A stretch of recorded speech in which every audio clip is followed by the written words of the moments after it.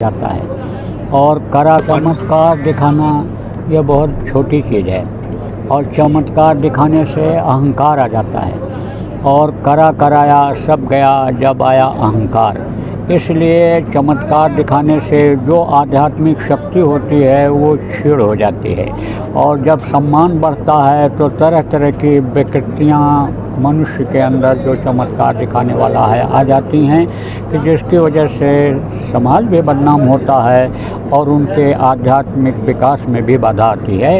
इसलिए चमत्कार दिखाया नहीं जाता है। जो भी संत आते हैं हमारे गुरु महाराज जैसे, वो कभी चमत्कार नहीं दिखाए। ये ज़रूर रहा कि लोगों की तकलीफ़ों को बर्दाश्त नहीं कर पाए, किसी ने कोई प्रार्थना किया और उसकी प्रार्थना सुन करके उन्होंने उनकी इच्छा पूरी कर दिया, उसको लोग चमत्कार कहने लगे थे। कई संत लोग ऐसे हैं जो अपने चमत्कार से बीमारी दूर कर देते हैं, तो ये कहाँ तक सत्य है? यह सत्य है, बहुत छोटी चीज़ है। अगर किसी के अंदर कोई ऐसी शक्ति है कि जिस शक्ति से छोटी शक्ति को तकलीफ देने वाली को काट देता है, हटा देता है, तो उसको लोग चमत्कार मान लेते हैं, फ़ायदा होने लगता है तो आने जाने लगते हैं।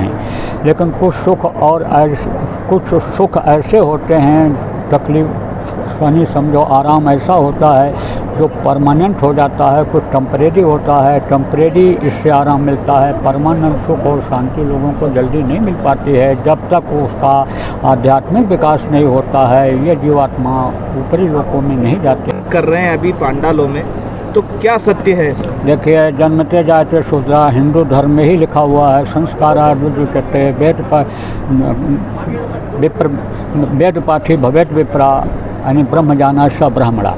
तो ये अन्य धार्मिक ग्रंथों में ही लिखा हुआ होता है, कहने से नहीं होता है, कर्मों से होता है। कर्म अगर आदमी के अगर ऐसे हैं तो समझो कि उसमें शक्ति रहती है, कर्म नहीं है तो कहने से नहीं होता है, करने से होता है।